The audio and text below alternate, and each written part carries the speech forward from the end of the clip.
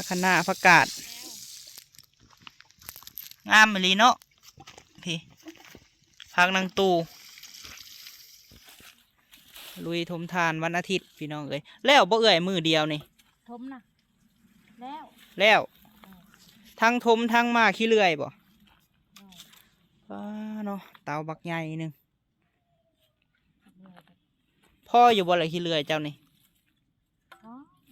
มันข้าวบริเวณเตาสูงเราเห็ดเตาเปรมๆเนาะป้ามือนี่คือแต่งโตอันดีพิเศษไทยเอซาฮักอาบน้ำแล้ว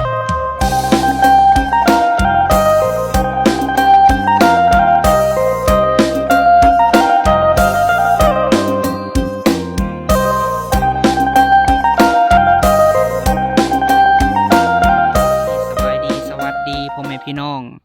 เบิดสุขุสุคนเด้อพี่น้องเอ้ยเนาะพบพ่อกับเบาพามีอีกแล้วพี่น้องเอ้ยพบพ่อกันมื้อนี้เนาะลายฐานกับคอมาพี่น้องเอ้ยอยากให้เข้ามาไทยครอบครัวเอ้ยสานี่เด้อเบาพามีเอ้ยเพิ่นว่าเอ้ยสาคนดุมันพี่น้องเอ้ยเตาทานเพิ่นเตานี่ได้อยู่90 ศอกพี่น้องเอ้ยเตาบักใหญ่เนาะลายฐานกับคอมาให้เบาพามีเข้ามาไทยว่ะคันมาทายกับมาทายให้เบิดสุคนเด้อบอกพามีเอ่ยเพิ่นว่าเนาะก็เลยเข้ามาพี่น้องเอ่ยเข้ามาแม่FCอยากเบิ่งครอบครัวของเอ่ยสาเตานี่หันคือสิได้8-9 10พุ่นแหละพี่น้องเอ่ยเข้ามากับแปนหูแปนตาเนาะบรรยากาศค่อยค่ำย้ำแรงพี่น้องเอ่ยสบายดีเด้อเอ่ยสาเด้อโดยโทรมาบัดนี้หันสิแล้วเนาะมือได้สิทมตะทานใหญ่นี่วันอาทิตย์วันอาทิตย์โอ้วันพักผ่อนนี่แม่นทมทานเนาะลุยทมทานวันอาทิตย์พี่น้องเอ้ยแล้วบ่เอ่ยมือเดียวนี่ทมนะแล้วทั้งทมทั้งมาขี้เลื่อยบ่เนาะเตาบักใหญ่หนึ่งพ่ออยู่บ่เลยขี้เลื่อยเจ้านี่ข้าวบริเวณเตาสูงเราเห็ดเตาเปรมๆเนาะป้ามือนี่คือแต่งโตอันดีพิเศษไทยเอซาฮักอาบน้ำแล้วอาบน้ำแล้วมาเห็ดน้ำขี้เลื่อยอีกเอาเถอะแต่จะเป็นอะไรมะขามมะนาวอย่ามะนาวเอาไปเล่นใช่ไหมโดยใช้สะไอหาไปใส่เลยมาจากโคมมาไต่เขียนน้อยโอ้สากไปสากโคมเขียนน้อยออกอยู่บ่เอื่อยโดยพอได้กินปัญหาโดยกะน้ำมันวานนี่เห็นเพิ่นไปหูดยานางแถวเพื่อนเบาพะมีผู้พี่น้องกับปานางไปขายระเบิดชาไปเลยได้เท่าไหร่ได้50,000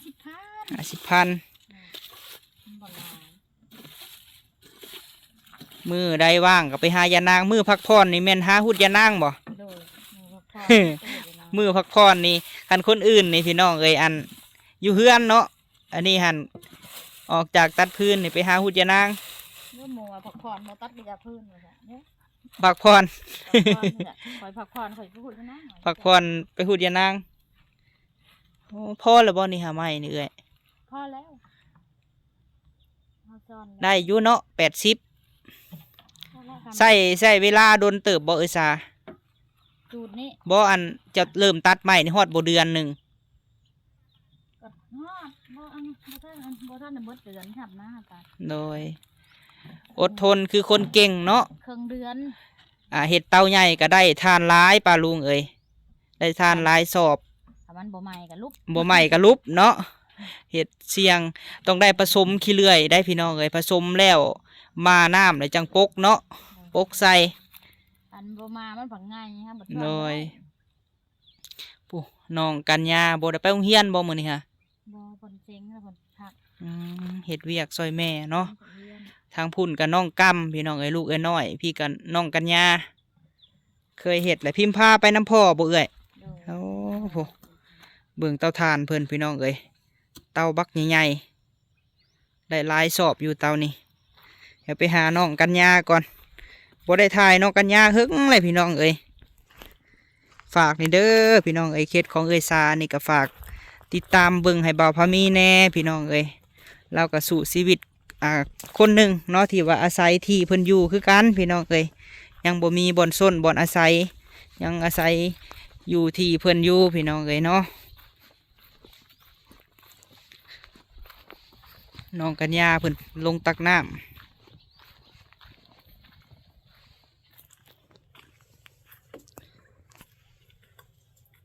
หิวเอาเลยเนาะบักหลาเนาะคือเอาหลายแท้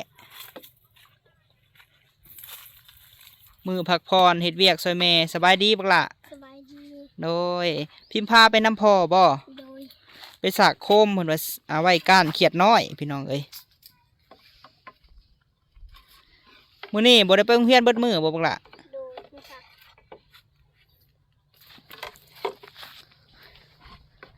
เป็นเด็กน้อยผู้ชายพี่น้องเอ้ยแต่ว่าสามารถหาบน้ำได้เนาะ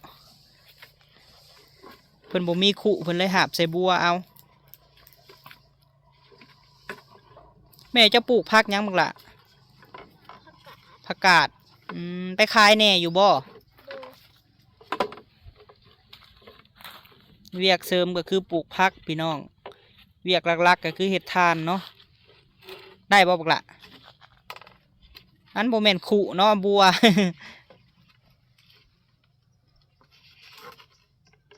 สิได้อยู่บ่น้องกัญญาหาบนี่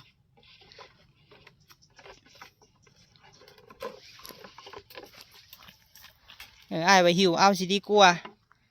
แนวเอาหลายโพด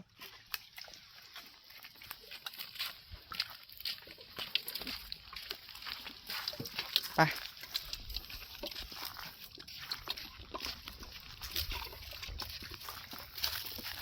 อันนี้เอ้ยซาเพิ่นปลูกหมักทั่วพี่น้องไอ้ปลูกหมักทั่วหมักหุ่งอื้อหือ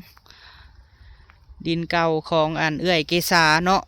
ปลูกหมักแตงผู้ขึ้นเบิดแล้ว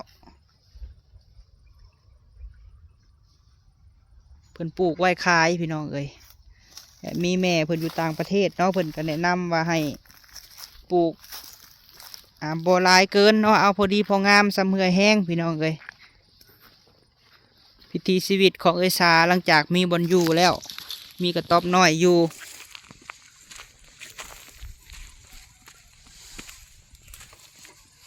เพิ่นโคตรพักนางตู่อันนี้หันปลูกพักไม้บ่บักละโอ้พักยังนี่ฮะบ่จักซ้ำพักยังเอ้ยสา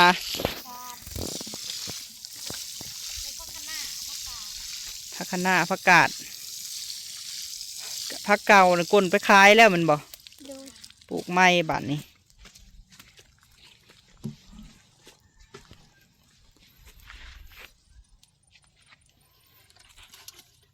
โอ้กงหมกเพชรเพิ่นปลูกทีอีหลีพี่น้องเอ้ยเผื่อมันใหญ่เนาะเผื่อมันตุย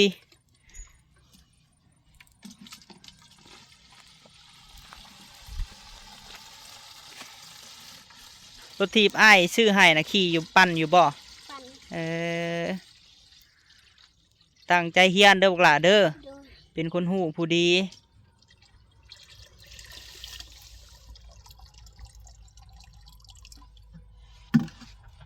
ทีแรกเนาะมาแต่เห็ดเวียกเห็ดงานกับซอยแม่พี่น้องเลยมาถ่ายให้เบิ่ง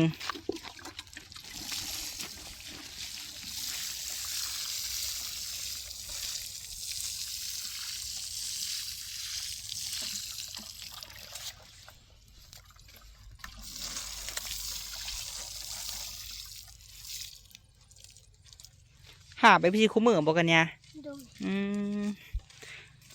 มันบ่มีขู่น้อยเนาะพี่น้องเนาะบ่มีขู่น้อยแบบพอดีหาบอะนะหาบใส่บัวเอาตักใส่บัว อีกประมาณจักรถเนื้อสาจังสิพอ รถนึง อีกรถหนึ่งเนาะแต่เป็นไม้น้อยพี่น้องเอ้ย มันซ่อนใส่ โดยว างปกติกระทมได้แล้วหอม อยากให้มันเต็มกว่าเก่าบ่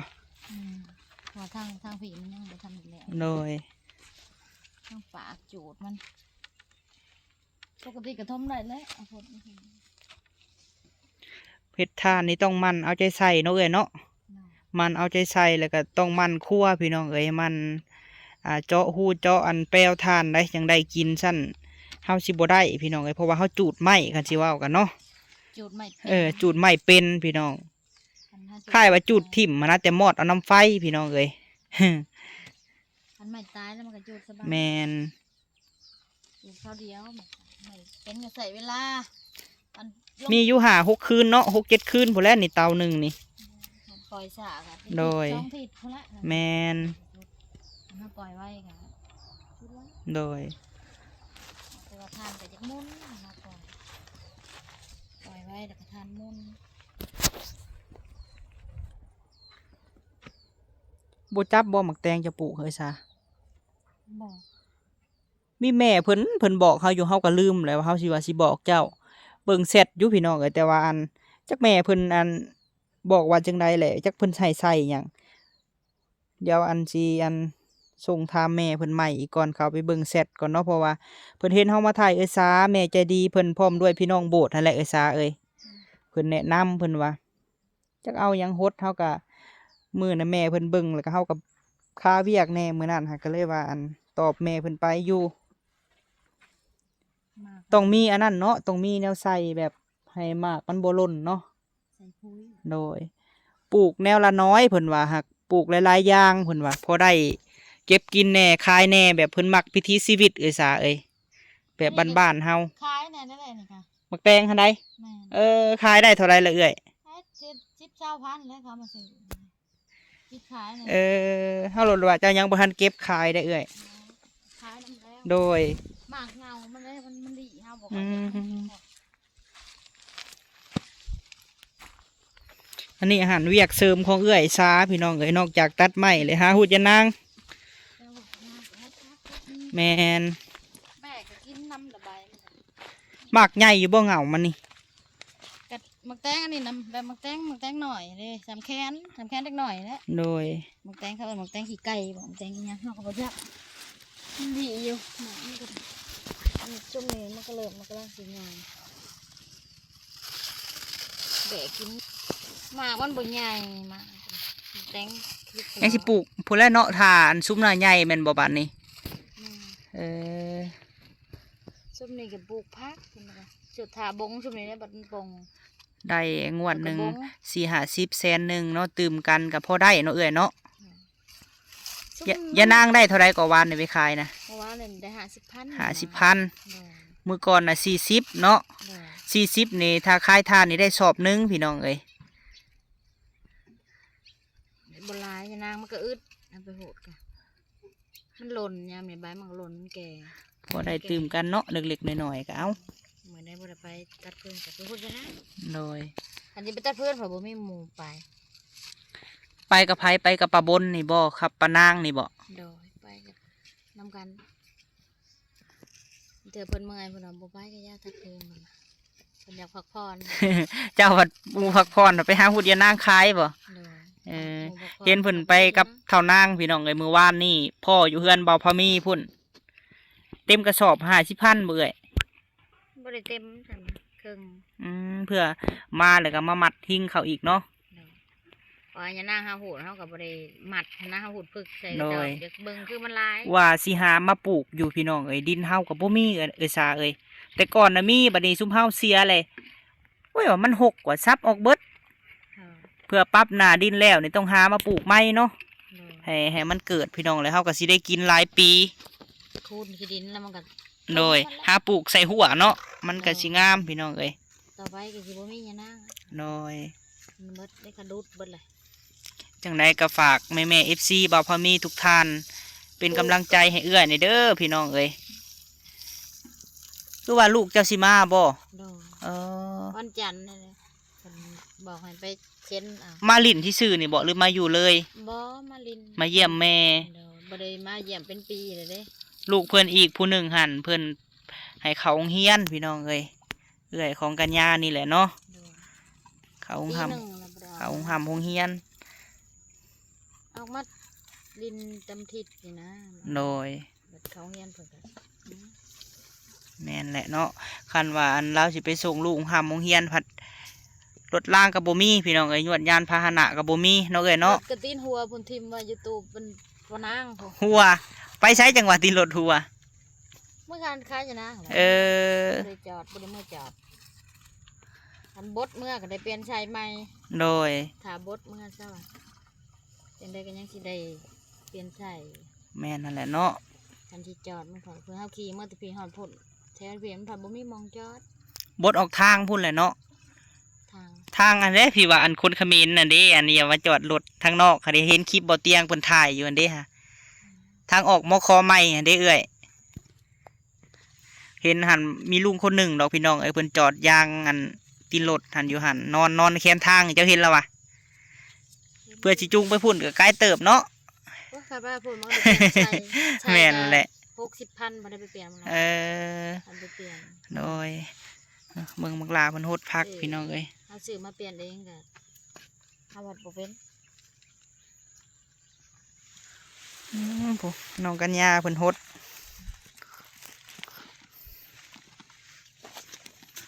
สะออนพักนางตู้พี่น้องเอ้ยเบิ่งแหน่อันนี้ฮะมันพอปลูกแล้วบ่เอ้ย พอแล้ว งามอีหลีเนาะพี่พักนางตู้ มันพอบงแล้ว ป้อใดเป็นสวนบักใหญ่ได้นี่เนาะ ก็ช่องหนึ่งเลย ซองหนึ่งปลูกบ่เลยบ่ หวานจนหมด นี่เจ้าสิเฮ็ดนานปลูกบ่นี่ฮะ แม่นบ่เห็ดน้ำก็เห็ดเป็นขุมก็ได้ถ้าไปเห็ดเป็นขุมบงเอาบ่เห็ดเป็นน้ำเห็ดเป็นขุมไป โดยพอได้เก็บกินเนาะ นี่หันบุรพาบ่นั้นนี่กุ๊กนี่ เอานะเอ้ยสามือปลูกก่อนพี่น้องเอ้ยได้อยู่บ่เฮาสิฮดก่อนบ่หรือว่าเกิดอยู่บ่ เกิดคือกัน หากินน้ำบ่ทันนี่เป็นดอกเนาะไว้อยู่ได้เฮาว่ะ เป็นดอกก็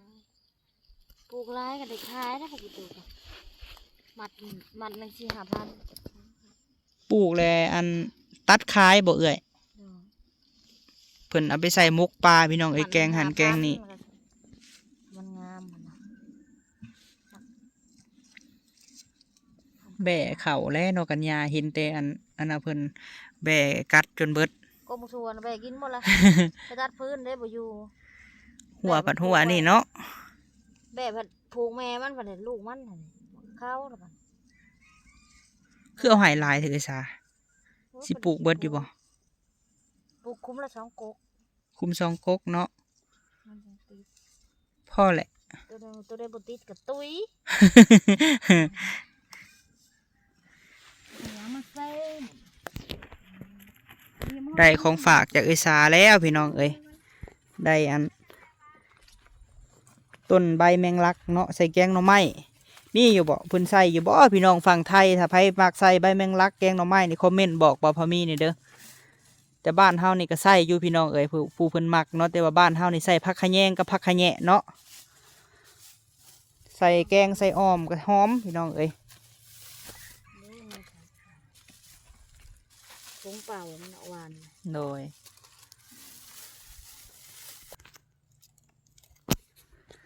อันนี้จะพักช่างลำดังเดิม กวางตุ้งบ่ แม่นไปสิหมด แม่จะให้ฟัง โอ้โหแล้วเฮาก็บ่เคยปลูก แม่นไปสิหมด อันนี้มันก็อยู่ในนี้ได้นี่หวานเม้นมัน นี่คือของจีนเนาะไปตัวหนังสือจีนหั่นนะเอ้ยสา มันโป่ง เออ ของจีนไหนอันนี้ยักพักไม่ใช่ ผักอันนั้นอันนี้ฮะเบิ่ง ยักพักไม่ใช่ ผักอันผักกาดผักสลัดห่อได้เอื้อย สลัดเกาะ โดย มันเป็นยังไงจิไม่เคยปลูก พี่น้องเอ้ยได้ผักนางตู้เมื่อปลูกก่อนปลูกมื้อแรงเองเนาะเอ้ยสา เดิม นี่พี่น้องเอ้ยขอบใจเอ้ยสาเพิ่นมาแล้วเราก็เอาให้พี่น้องเอ้ยไปทางพุ่นเพิ่นก็เอาทานให้มาทางพี่ก็เอาอันเบี้ยผักนางตู้ให้เมื่อปลูกคันละปลูกก็คือสิบ่เบิดดอกมันหลาย มือนี่ก็ยังไม่ได้เห็ดข้าว เอ ใส่อยัง อ ปลูกมือ โดย ช่องหนึ่งได้แต่6 ขุมหนึ่งได้มือ มันบ่เป็นบ่ บ่ในมันบลายในมันบลายในมัน10 ใน วันอาทิตย์เนาะพี่น้องเขาสิมาถ่ายให้เบิ่งตอนเพิ่น